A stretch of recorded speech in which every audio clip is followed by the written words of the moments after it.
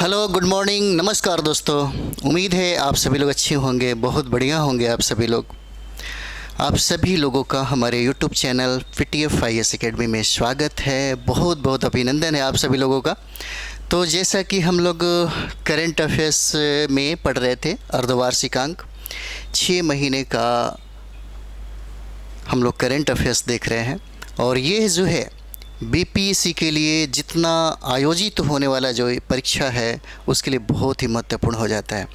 तो चलिए हम लोग प्रारंभ करते हैं, हम लोग शुरुआत करते हैं, प्रश्नों के तरफ मूव करते हैं। तो आइए देखते हैं, पहला प्रश्न हो जाएगा। पहला प्रश्न है, अंतर्राष्ट्रीय सौर गठबंधन। बहुत इम्पोर्टेंट है, ऐसे सवाल पूछ ही जाते हैं अक्सर। अंतर्राष्ट्रीय सौर गठबंधन के संबंध में दिए गए कथनों में से कौन सा कथन सत्य नहीं है? पूछा जा रहा है कि कौन सा कथन सत्य नहीं है। हमेशा चर्चा में रहा है अंतर्राष्ट्रीय सौर गठबंधन। अंतर्राष्ट्रीय सौर गठबंधन में पूछा जा रहा है कि संबंध में बताइए, 4 ऑप्शन दिया हुआ है, कौन सा कथन है जो सत्य नहीं है, कथन गलत है, वो बताइए। ISA का उद्देश्य वैश्विक सौर ऊर्जा परिनियोजन को बढ़ावा देना है। ये उद्देश्य है, इसका मतलब इसका उद्देश्य सही है। दूसरा, ISA की स्थापना भारत और फ्रांस द्वारा संयुक्त रूप से किया गया था। भारत और फ्रांस के संयुक्त रूप से अंतर्राष्ट्रीय सौर गठबंधन का स्थापना हुआ था, यह भी सही है।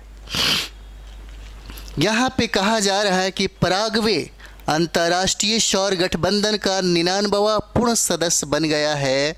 तो 99वां पूर्ण सदस्य नहीं बना है, पराग्वे जो है, पराग्वे 100वां पूर्ण सदस्यता हासिल किया है। इसका मतलब ये है कि ये जो पॉइंट है, पराग्वे अंतर्राष्ट्रीय सौर गठबंधन का 99वां नहीं बल्कि 100वां सदस्य हो गया है, और ये गलत हो जाता है। इसका मुख्यालय गुरुग्राम भारत में है, सही है। हरियाणा में पड़ेगा यह, हरियाणा में। यानी कि ऑप्शन में एक A, B और D सही है।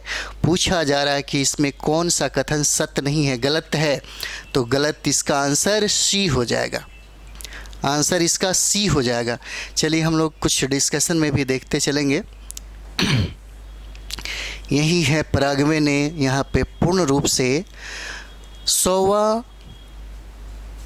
सदस्यता ग्रहण किया है।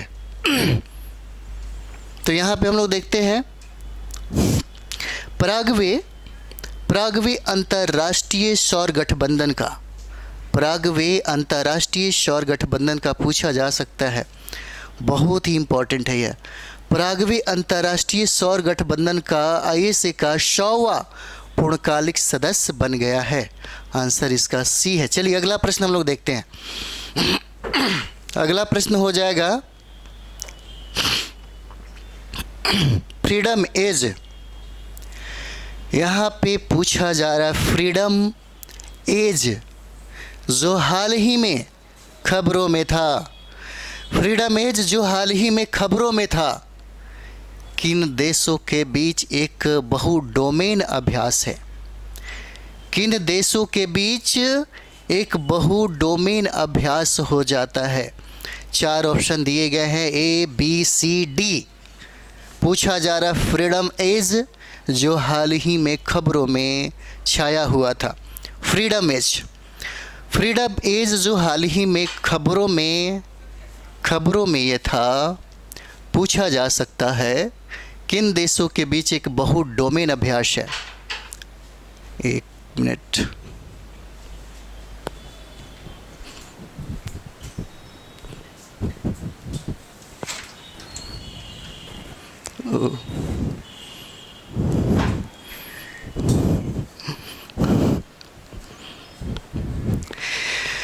हाँ, तो ये प्रश्न जो है बहु डोमेन अभ्यास की बात किया जाए तो इसका आंसर B हो जाएगा। B में हम लोग देखेंगे, आंसर में हो जाएगा B। जैसे दक्षिण कोरिया, अमेरिका और जापान। दक्षिण कोरिया, अमेरिका और जापान का ये बहुउद्देशीय एक अभ्यास हो जाता है। इसका आंसर बी हो जाएगा। इसका आंसर बी हो जाएगा। फ्रीडम इज, जो हाल ही में खबरों में रहा है, बहुत चर्चा में रहा है। यही प्रश्न पूछा जा रहा है आपसे, किन देशों के बीच एक बहु डोमेन अभ्यास हो जाता है। युद्ध अभ्यास हमेशा प्रश्न पूछा जाता है आपके बीपीएससी या किसी भी एग्ज़ाम में। यह प्रश्न जो है हमेशा पूछा जाता है। तो यही पूछता है कि किन देशों के बीच में यह डोमेन अभ्यास हुआ था।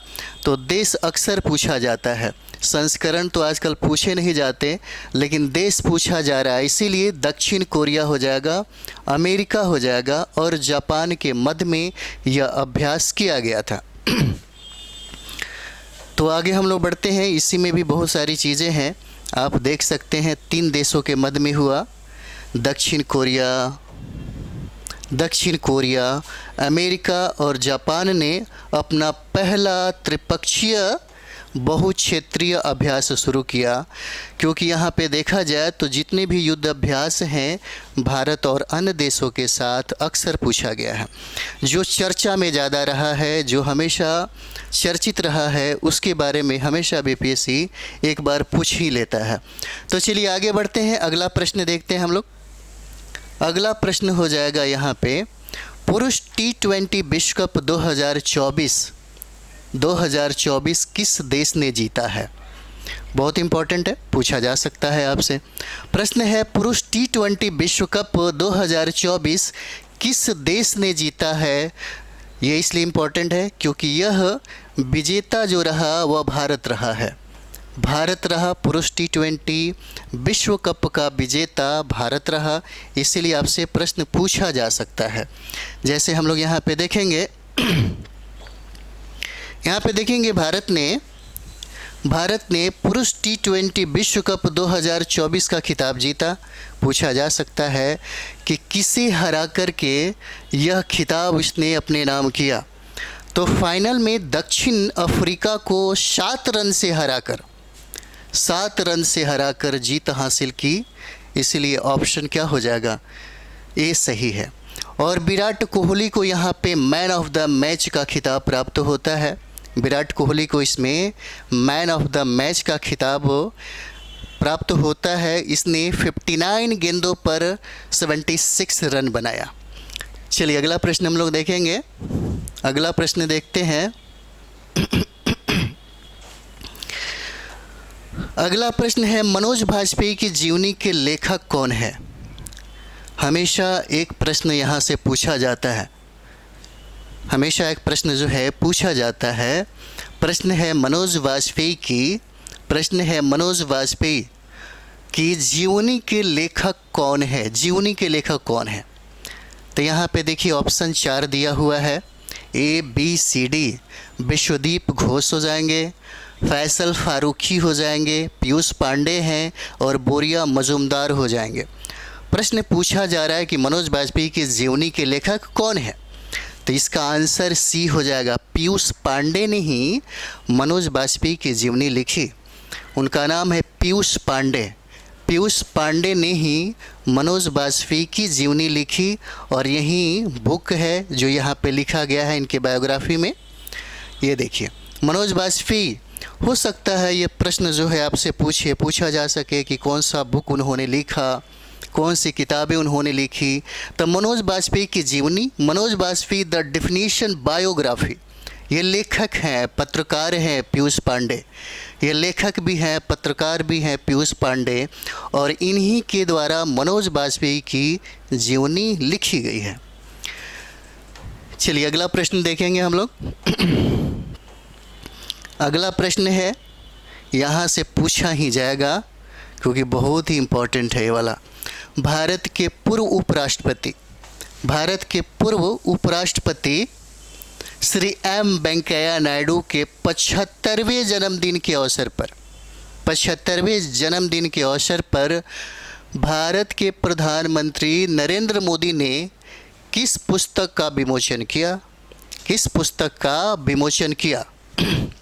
भारत के पूर्व उपराष्ट्रपति श्री एम वेंकैया नायडू के द्वारा जो 75वें जन्मदिन के अवसर पर भारत के प्रधानमंत्री नरेंद्र मोदी ने किस पुस्तक का विमोचन किया।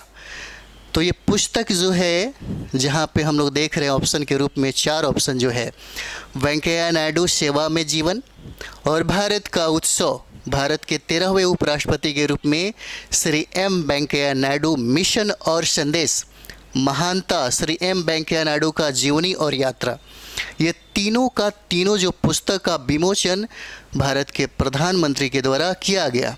इसीलिए उपरोक्त में से सभी आंसर, सभी ऑप्शन जो है ये सही हो जाएंगे। इसका मतलब क्या है? इसका मतलब है कि आंसर डी सही है। आंसर डी सही हो जाता है। चलिए, यही सारे किताबें हैं। चलिए आगे हम लोग बढ़ते हैं, थोड़ा सा इसमें भी कुछ चीज़ें हम लोग पढ़ लें। भारत के पूर्व उपराष्ट्रपति श्री एम वेंकैया नायडू जो 75वें जन्मदिन की पूर्व संध्या पर भारत के प्रधानमंत्री ने 3 पुस्तकों का विमोचन किया, जो अलग अलग राइटर ने इस पुस्तक को लिखा। जैसे यहाँ पे देखेंगे कि वेंकैया नायडू सेवा में जीवन, इसके जो राइटर हैं एस नागेश कुमार हो जाते हैं। एस नागेश कुमार, हो सकता है कभी कभी मिलान के लिए प्रश्न पूछा जा सकता है, और ये भी पूछा जा सकता है कि वेंकैया नायडू सेवा में जीवन का लेखक कौन था। दूसरा, डॉक्टर वाई.वी. सुब्बा राव द्वारा संकलित एक सचित्र पुस्तक भारत का जश्न और भारत का 13वां उपराष्ट्रपति के रूप में श्री एम वेंकैया नायडू का मिशन और संदेश, ये भी लिखा गया। उसके बाद यहाँ पे देखेंगे संजय किशोर के द्वारा जो पुस्तक लिखी गई थी वो तेलुगु भाषा में थी। तेलुगु भाषा में ये भी पूछा जा सकता है। ये जो जीवनी लिखा गया था वो पूर्व उपराष्ट्रपति को लेकर के, वह तेलुगु भाषा में लिखा गया संजय किशोर के द्वारा। और कहा जा रहा है इसमें कि यह जो शीर्षक है, महानेता श्री एम वेंकैया नायडू का जीवन और उनकी जीवन यात्रा, और इन तीनों पुस्तकों का विमोचन भारत के प्रधानमंत्री ने उनके जन्मदिन के पूर्व संध्या पर किया। उनके पूर्व संध्या पर किया। चलिए अगला प्रश्न देखते हैं हम लोग। चलिए यहाँ से स्टार्ट हो जाएगा हमारा। ये प्रश्न है 1 जुलाई 2024 को, इम्पॉर्टेंट है, बहुत इम्पॉर्टेंट है, पीटी कम मेन दोनों के लिए पूछा जा सकता है। 1 जुलाई 2024 को कौन सा नया आपराधिक कानून लागू हुआ? 1 जुलाई 2024 को कौन सा नया आपराधिक कानून जो है वह लागू हुआ? आंसर में हम लोग देखेंगे 4 ऑप्शन दिया गया है। भारतीय न्याय संहिता ऑप्शन ए, ऑप्शन बी में भारतीय नागरिक सुरक्षा संहिता और भारतीय साक्षरता अधिनियम, और ऊपर से सभी, यानी कि तीनों जो आप देख रहे हैं ये आपराधिक कानून जो है ये 1 जुलाई 2024 को लागू हुआ। इसका मतलब है कि आंसर इसका डी हो जाएगा। उपरोक्त में से सभी कानून 1 जुलाई 2024 को नया जो आपराधिक कानून है यह लागू यहाँ पे होता है। जैसे 1 जुलाई 2024 को कोशिश आप लोग करिए कि यहीं पे एक बार ध्यान से पढ़िए, रिवीजन भी हो जाएगा, क्योंकि आप लोग बहुत पढ़े होंगे, प्रतियोगिता दर्पण का अध्ययन किए होंगे, क्रॉनिकल का अध्ययन किए होंगे। ये अच्छी किताबें, अच्छी सटीक मैगजीन मानी जाती है कमीशन की तैयारी करने वाले विद्यार्थियों के लिए। और जो विद्यार्थी सोचता है कि हमको अच्छा से करंट अफेयर्स का अध्ययन करना चाहिए, करंट अफेयर्स में पकड़ बनाना चाहिए, वो लोग यही किताबें पढ़ते हैं, बाकी इधर उधर की चीज़ें नहीं पढ़ पाते। और ये सिविल सर्विस तैयारी करने वाले विद्यार्थियों का पसंदीदा मैगजीन हो जाता है। तो चलिए 1 जुलाई 2024 से 3 नए आपराधिक कानून जो है वो लागू हुआ।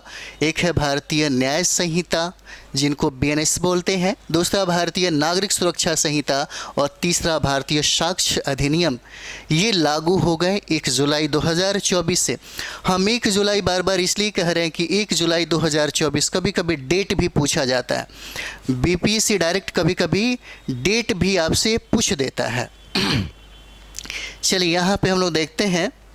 अगला प्रश्न है, पूछा जा सकता है the nomadic elephant 2024। The nomadic elephant 2024 के संबंध में निम्नलिखित कथनों पर विचार करें। निम्नलिखित कथनों पर विचार करें।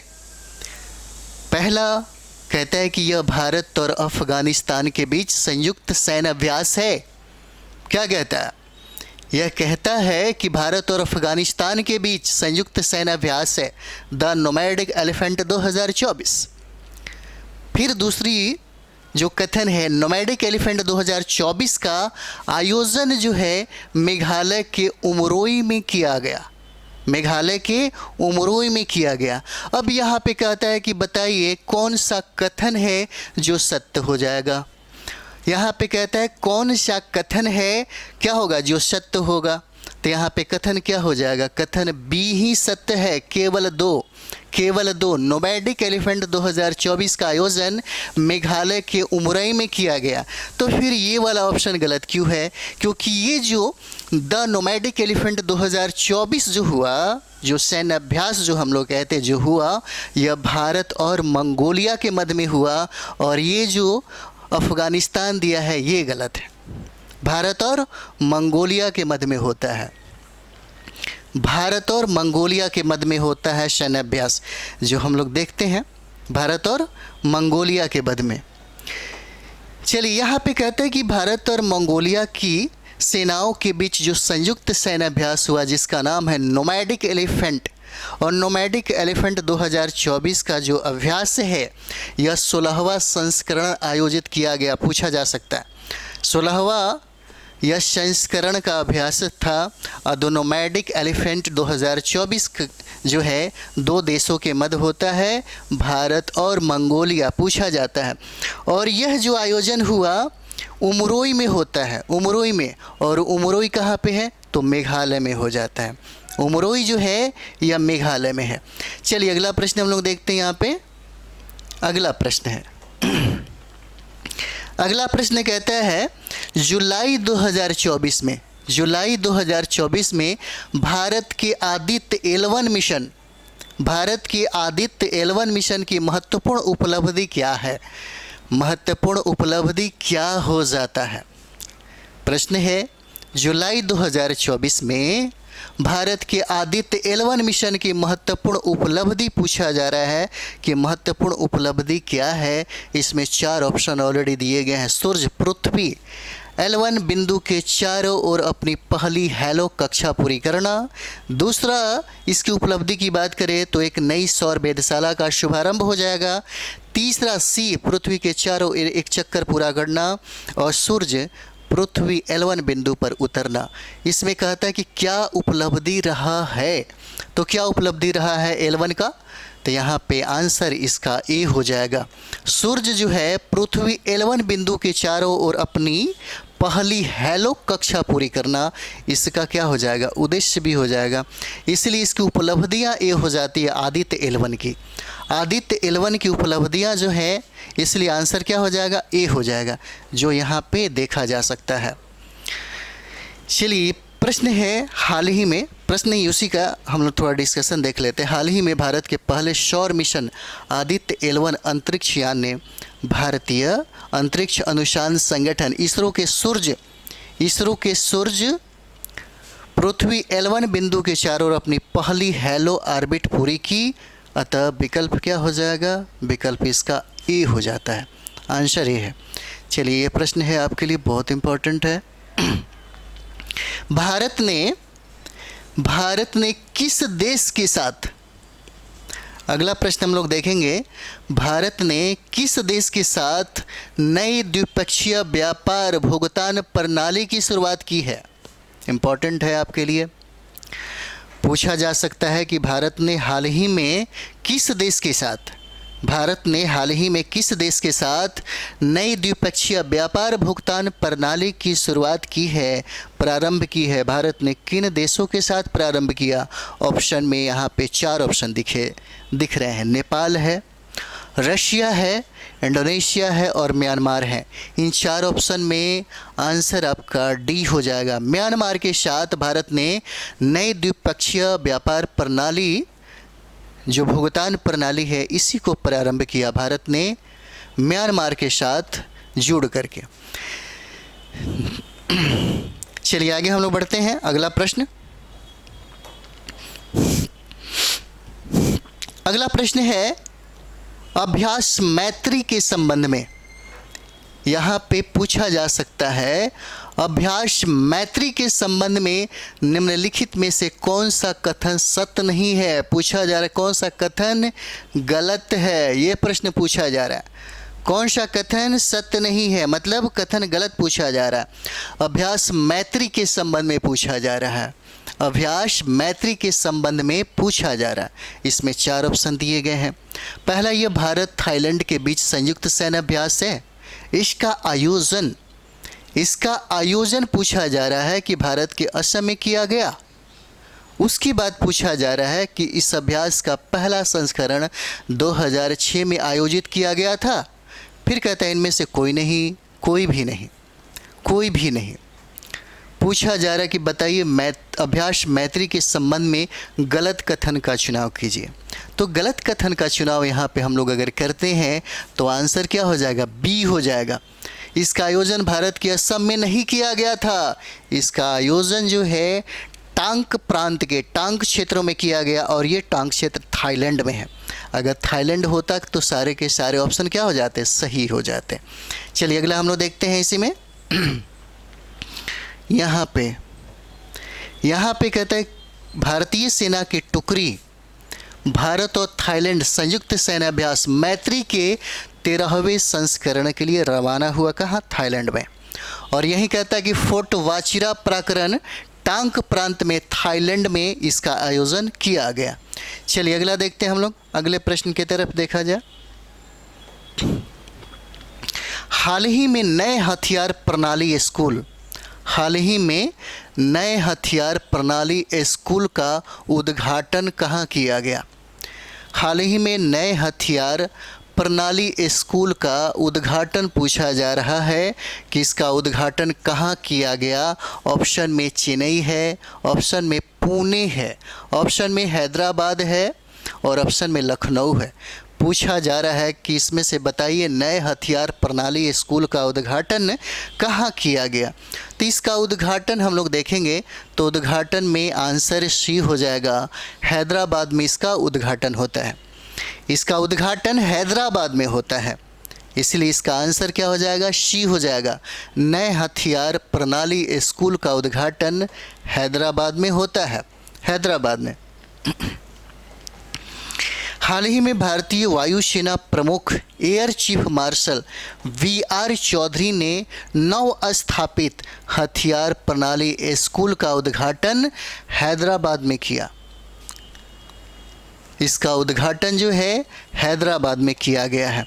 चलिए यहाँ पे हम लोग देखते हैं, अगला प्रश्न है एक नए सर्वेक्षण के अनुसार भारत की संपत्ति दर में अनुमानित गिरावट क्या है, ये पूछा जा रहा। अनुमानित गिरावट दर कितना है, 2011-12 के अनुसार ही देखा जा सकता है। तो यहाँ पे आंसर ए हो जाएगा, 21% से घट करके 8.5% हो गया है। 21% से घट करके 8.5% हो गया है। यहाँ पे देखते हैं कि एक नए सर्वेक्षण का अनुमान है कि भारत की गरीबी दर 2011-12 में 21% से घट करके 8.5% हो गया है। चलिए अगला हम लोग देखते हैं। यहाँ पे अगला प्रश्न है, किस भारतीय राज्य ने हाल ही में हिंदी में MBBS पाठ्यक्रम शुरू करने का निर्णय लिया है। और इसे तो रट जाना ही चाहिए, बहुत इम्पोर्टेंट है। ये जो सवाल है बहुत इम्पोर्टेंट है। पूछा जा रहा है कि किस भारत के राज्य ने हाल ही में हिंदी में MBBS पाठ्यक्रम जो है शुरू करने का निर्णय लिया है। यकीन है कि आप लोग बहुत इसका आंसर जो है 4 ऑप्शन जो दिया है इसका जवाब जानते होंगे। उत्तर प्रदेश, राजस्थान, बिहार और महाराष्ट्र। आंसर में हम लोग देखेंगे तो आंसर हो जाएगा सी। इसका आंसर क्या है, बिहार हो जाए। हो जाएगा। और बिहार ने ही हिंदी में MBBS पाठ्यक्रम शुरू करने का निर्णय लिया है। बिहार ने ही हिंदी भाषा में MBBS पाठ्यक्रम शुरू करने का निर्णय लिया है बिहार सरकार ने। एक अच्छी पहल है। हाल ही में बिहार सरकार ने अगले शैक्षणिक सत्र से छात्रों को हिंदी में MBBS पाठ्यक्रम प्रदान करने का निर्णय लिया, इसलिए आंसर क्या है? C हो जाता है। चलिए अगला प्रश्न हम लोग यहाँ पे देखेंगे, ये भी बहुत इम्पोर्टेंट है आपके लिए। बिहार से प्रश्न है और ये आपके बिहार में आयोजित होने वाले जितने भी एग्ज़ाम हैं इसके लिए बहुत इम्पोर्टेंट हो जाता है। बिहार के सीतामढ़ी में पूछा जा सकता है आपसे, बिहार के सीतामढ़ी में किस जैन तीर्थंकर की, बिहार के सीतामढ़ी में किस जैन तीर्थंकर की प्रतिमा स्थापित करने का निर्णय लिया गया है? बिहार के सीतामढ़ी में प्रश्न पूछा जा सकता है, बिहार के सीतामढ़ी में किस जैन तीर्थंकर की प्रतिमा स्थापित करने का निर्णय लिया गया है? यहाँ पे हम लोग देखेंगे तीर्थ भगवान आदिनाथ का, भगवान मल्लीनाथ का, भगवान नमीनाथ स्वामी का, और प्रश्न है इसके ऑप्शन में डी भी दिया गया है, ऊपर के सभी हो जाएंगे, है ना, ऊपर के क्या हो जाएंगे? सभी हो जाएंगे। तो यहाँ पे हम लोग देखेंगे इसका आंसर डी हो जाएगा, इसका आंसर डी हो जाएगा। तीनों जो तीर्थंकर का नाम जो देख रहे हैं, आदिनाथ, मल्लीनाथ और नमीनाथ, इन स्वामी की प्रतिमा बिहार के सीतामढ़ी में बनाने का निर्णय लिया गया है। सीतामढ़ी में देख सकते हैं। चलिए आगे बढ़ते हैं हम लोग। जन्म एवं तप कल्याण महोत्सव आषाढ़ कृष्ण दशमी को आयोजित किया गया था और स्थापित प्रतिमाएं तीर्थंकर भगवान आदिनाथ का, मल्लीनाथ का और कमल के साथ भगवान नमीनाथ स्वामी जो हैं, इनका सीतामढ़ी में प्रतिमा बनाई जाने का निर्णय लिया गया। चलिए अगला प्रश्न हम लोग देखते हैं। यहाँ पे अगला प्रश्न है बहुत ही इम्पोर्टेंट आपके लिए, बिहार के संदर्भ में ही है, बिहार से संबंधित ही है, इसलिए बहुत इम्पोर्टेंट हो जाता है। बिहार में मनरेगा योजना के तहत, बिहार में मनरेगा योजना के तहत वृक्षारोपण की शुरुआत किस जिले से हुई है? पूछा जा सकता है कि बिहार में मनरेगा योजना के तहत वृक्षारोपण की शुरुआत किस जिले से हुई है? तो इसका आंसर में हम लोग 4 ऑप्शन देख रहे हैं। 4 ऑप्शन में समस्तीपुर है, औरंगाबाद है, गया हो जाएगा और दरभंगा हो जाएगा। इस ऑप्शन में आंसर जो है वह समस्तीपुर हो जाता है। समस्तीपुर से ही वृक्षारोपण की शुरुआत प्रारंभ हुआ है, समस्तीपुर जिला से ही वृक्षारोपण की शुरुआत हुआ है। इसका आंसर क्या हो जाएगा? ए हो जाता है, इसका आंसर ए हो जाएगा। बहुत सारे अभी प्रश्न है, हम लोग इसी तरीके से लगातार बने रहेंगे। तो चलिए हम लोग मिलते हैं अगले वीडियो में, और आप लोग एक बार ज़रूर अपने साथी संगियों के बीच में ज़रूर इसे शेयर करें, और हम लोग लगातार इसको जारी रखेंगे। थैंक यू वेरी मच आप सभी लोगों को।